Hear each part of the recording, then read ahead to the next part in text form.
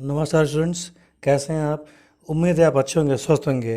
Students, आज हम पढ़ने वाले हैं क्लास 11th के एक पोइम को, जिस पोइम का नाम है अ फोटोग्राफ। ठीक है, पहला चैप्टर जो आपका है पोर्ट्रेट ऑफ अ लेडी, उसके बाद एक पोइम है इसमें अ फोटोग्राफ। आज हम उस पोइम के बारे में पढ़ने वाले हैं। उस पोइम को लिखा है शिरुलेज टॉल्सन ने। ठीक है, तो आइए हम उस पोइम को शुरू करते हैं। पोइम को शुरू करने से पहले इसके बारे में कुछ आपको इम्पॉर्टेंट बातें मैं बता देता हूँ। अब फोटोग्राफ, जैसा कि इसके टाइटल से ही लग रहा है कि इसमें पोएट जो है कि एक फोटोग्राफ का डिस्क्रिप्शन कर रहा है, फोटोग्राफ के बारे में पूरा डिस्क्राइब कर रहा है। उस फोटोग्राफ में वो खुद नहीं है, ठीक है, ये उसके जन्म के, उसके बर्थ के पहले की फ़ोटोग्राफ है। उसके बारे में ये चर्चा कर रहा है, उसके बारे में डिस्क्राइब यहाँ पे कर रहा है। तो आइए देखते हैं यहाँ पे पोएट क्या कहना चाहता है। The cardboard shows me how it was. Cardboard, यहाँ कार्डबोर्ड से मतलब है कि फ़ोटो जब आप फ्रेम करवाते हैं, ठीक है, तो फ़ोटो एक दफ्ती नुमा चीज़ पे चिपका दी जाती है, उसके बाद तब उसकी फ्रेमिंग की जाती है। तो यहाँ कार्डबोर्ड कार्डबोर्ड को जो रेफ़र किया जा रहा है उसका मतलब तस्वीर से ही है। ठीक है, तस्वीर को कार्डबोर्ड पे चिपकाया गया है और उसे फ्रेम किया गया है। Shows me how it was, तो कार्डबोर्ड की जो तस्वीर है वो मुझे दिखाती है कि हाउ इट वॉज, कैसा था, क्या कैसा था। When the two girls cousin went paddling. Two girl cousin का मतलब उसकी सिस्टर्स, ठीक है, पोएट की कजिन सिस्टर्स।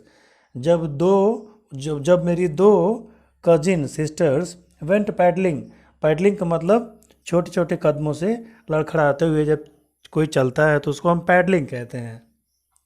तो छोटे छोटे कदमों से पैडलिंग करते हुए, each one holding one of my mother's hand, और उनमें से प्रत्येक ने मेरी माँ का हाथ पकड़ा हुआ है।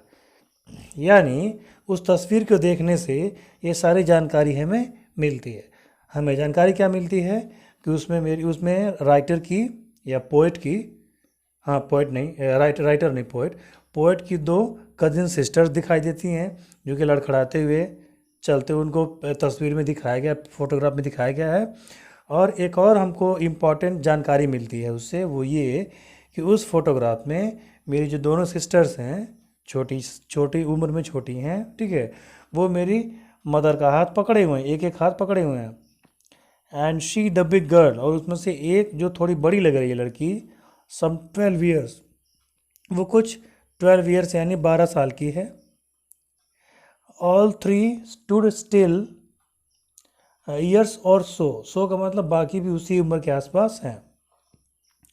All three stood still to smile through their hair, तीनों खड़ी हैं, to smile through their hair, to smile. अब देखो, अब चूंकि फोटोग्राफ है, अब वो सभी खड़ी हैं, क्यों खड़ी हैं, ताकि फ़ोटो खींचने वाली है। जब फ़ोटो खींचने वाली होती है तो हम क्या करते हैं, स्माइल देते हैं। तो वही बात हमको पोएट कह रहा है कि वो स्माइल दे रही थी और सभी खड़ी थी।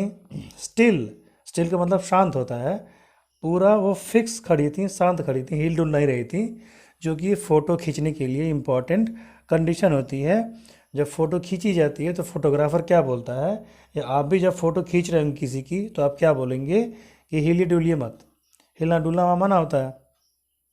तो स्टिल वर्ड का यूज़ क्यों किया गया, इसीलिए किया गया है। वो लड़कियां स्टिल यानी शांत खड़ी थीं। देयर हेयर एट अंकल, उनके जो बाल थे वो अंकल की तरफ हवा में लहरा रहे थे। विद द कैमरा, और अंकल जो हमारे थे वो कैमरा लिए हुए थे। A sweet face my mother's that was before I was born, और मेरी माँ उस तस्वीर में, उस फोटोग्राफ में बहुत ही सुंदर लग रही थी, स्वीट फेस लग रहा था। और राइटर और पोएट यहाँ पे कहता है कि ये तब की फ़ोटो खींची गई थी जब मेरा जन्म नहीं हुआ था। एंड द सी, और ये जो फ़ोटो खींचा गया था वो समुद्र के किनारे बीच पर खींचा गया था। Which appears to have change less, और फोटोग्राफ में उस सी यानी समुद्र को देखने में ऐसा लग रहा था कि समुद्र, आज का समुद्र और जब फ़ोटो खींचा गया था तब के समुद्र में ज़्यादा अंतर नहीं है। यानी जो समुद्र के आसपास का जो कंडीशन था, जो आसपास का एरिया था, फोटोग्राफ में समुद्र का जो हिस्सा दिख रहा था या उसके आसपास का जो सीन दिख रहा था, उस सीन में ज़्यादा परिवर्तन नहीं हुआ था। यानी समुद्र लगभग वैसे का वैसा ही था। जो सीनरी थी, जो बैकग्राउंड था उस फोटो में, और बैकग्राउंड आज भी उस जगह जाएंगे तो लगभग वैसा ही दिखाई देता है। वॉस्ट देयर टेरिबली ट्रांसेंट फीट। और उस समुद्र का जो पानी है, जो लहरें हैं, ठीक है, किनारे बीच पे जो मेरी सिस्टर्स खड़ी थीं और जो अंकल खड़े थे, ठीक है, उन सब के पैरों को लगभग धो रही थी, वॉश कर रही थी। समुद्र की लहरें आती हैं जाती हैं, ठीक है। ये पहला स्टैंजा था आपके पोइम का, वो ख़त्म हुआ। अब हम चलते हैं दूसरे स्टैंजा पे। दूसरा स्टैंजा क्या कह रहा है? सम 20-30 ईयर्स लेटर, ठीक है, कह रहा है कुछ 20-30 यानी 20-30 साल बाद। अब 20-30 साल बाद की बात बता रही है। समुद्र तट पर समुद्र तट पे जब फोटो खिंचवाया गया था, ठीक है, कुछ 20-30 सालों बाद, वह का मतलब मेरी माँ, ठीक है, she would laugh and she, ये कमाल के जो डी लिखा गया है ना, वो है शी वुड। ये शी वुड का शॉर्ट फॉर्म है, WOULD का शॉर्ट फॉर्म है। She would laugh at the snapshot. कह रहा है कि माँ फोटो देखकर हंसेगी और कहेगी, 30 साल बाद जब माँ फोटो देखेगी इसको, ठीक है, हम जब भी कोई पुरानी यादें देखते हैं, कोई पुरानी पुरानी तस्वीर देखते हैं, तो उस पर हम कमेंट करते हैं, तो उसमें काफ़ी सारी हंसी वाली बातें भी होती हैं, क्योंकि तब तक बहुत कुछ परिवर्तन हो चुका रहता है ना। सी बेटी एंड डॉली। अब यहाँ उन दोनों गर्ल्स का नाम भी क्लियर होता है, बेटी और Dolly.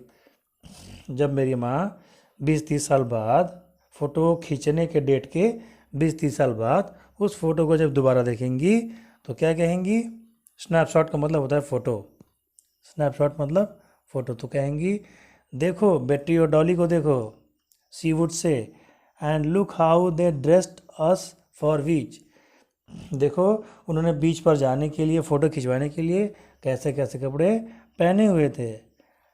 The C holiday was her past, mine is her laughter. वो कह रहा है कि समुद्र तट पर बिताई हुई छुट्टी माँ के अतीत और उसकी हंसी मेरा अतीत है। यानी जब उस समय जब माँ फ़ोटो खिंचवाने गई थी तो वो उसका छुट्टी का समय चल रहा था, ठीक है, वो भी देख के फ़ोटो खुश होती, मैं भी देख के फ़ोटो खुश होता हूँ। Both were with laboured ease of loss, ठीक है, कह रहा है दोनों अपनी मेहनत से प्राप्त सुविधा और नुकसान से खुश भी हैं और साथ ही साथ नाराज भी हैं, ठीक है। Now she has been dead nearly as many years as that girl lived. कह रहा है अब तो मेरी माता जी, ठीक है, मर चुकी हैं, उनको मरे हुए बहुत साल हो गए हैं, ठीक है। As that girl lived and of this circumstances there is nothing to say at all. और इस समय कहने के लिए बहुत कुछ नहीं बचा है। सर्कमस्टांसेस मतलब परिस्थिति। इस स्थिति और परिस्थिति में कहने के लिए बहुत कुछ नहीं बचा है, ठीक है। It's silence it's silence silences, ठीक है, कह रहा है इट्स साइलेंस साइलेंसेस। इसका मतलब क्या हुआ? कह रहा है कि इसकी खामोशी मुझे चुप करवा देती है, ठीक है। फ़ोटो में तो माँ बहुत खुश दिखाई देती हैं, फ़ोटो देखने से लगता है कि माँ अभी मरी नहीं है, लेकिन वास्तव में माँ अब इस दुनिया में, मेरी माँ इस दुनिया में नहीं है। ये चीज़ जब मैं सोचता हूँ तो मैं शांत हो जाता हूँ, मैं साइलेंट हो जाता हूँ, चुप हो जाता हूँ। और पोइट भी फ़ोटो देखकर उस फ़ोटो में छाई हुई चुप्पी को महसूस करके चुप हो जाता है।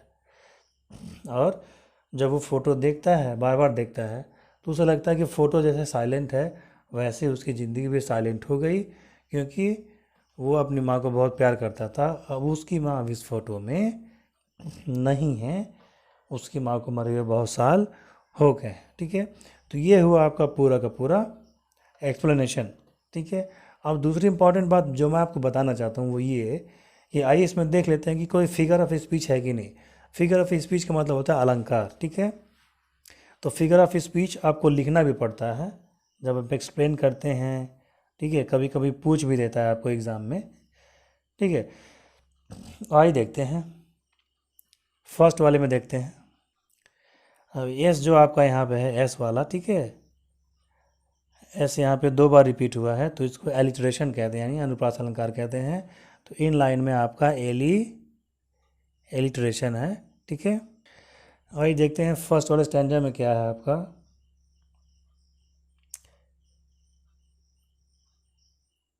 फर्स्ट स्टैंजा में भी मैं चेक कर लेता हूँ। सम 12 years 3 stood still, sweet face, हाँ ये स्वीट फेस, ठीक है, इसमें आपका मेटाफर है, स्वीट फेस में आपका मेटाफर है।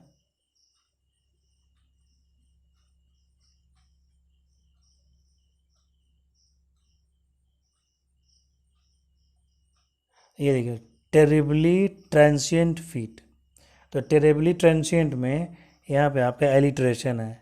एलिट्रेशन का मतलब अनुप्रास अलंकार, और मेटाफर आपका स्वीट फेस में मेटाफर है, उस मेटाफर है, मेटाफर का मतलब होता है रूपक अलंकार, ठीक है। पहले स्टांजा में जो पोएट का जो टोन है, ठीक है, वो मेलांकली, वो है, वो मेलांकली है, ठीक है। और इसको आप कह सकते हैं कि पेरिशेबल टोन है, चेरिशेबल टोन है, ठीक है, यानी वो रिकलेक्ट करता है। पहले जो स्टैंजा में वो मेमोरी को रिकलेक्ट कर रहा है, ठीक है, मेमोरी को क्या कर रहा है, रिकलेक्ट कर रहा है, यानी कि पुरानी यादों को ताज़ा कर रहा है। और सेकेंड स्टांजा में जो पोएट है वो वास्तविक टाइम में आ जाता है और अपने माँ के बनने पर दुख जो है कि जाहिर करता है। उम्मीद करता हूँ कि आपको ये एक्सप्लेनेशन समझ में आया होगा, अच्छी तरीके से आपने समझा होगा। वीडियो पसंद आया हो तो लाइक ज़रूर करें और अपने दोस्तों में, अपने मित्रों में इसको शेयर ज़रूर करें, ठीक है। मेरे एक्सप्लेन करने के बाद भी अगर आपको कोई क्वेश्चन हो या कोई आपको सवाल पूछना हो तो आप कमेंट बॉक्स में अपना कमेंट कर सकते हैं। कमेंट के माध्यम से आप मुझे सूचित करें, निश्चित रूप से मैं कमेंट में ही आपके सवालों के जवाब दे दूंगा।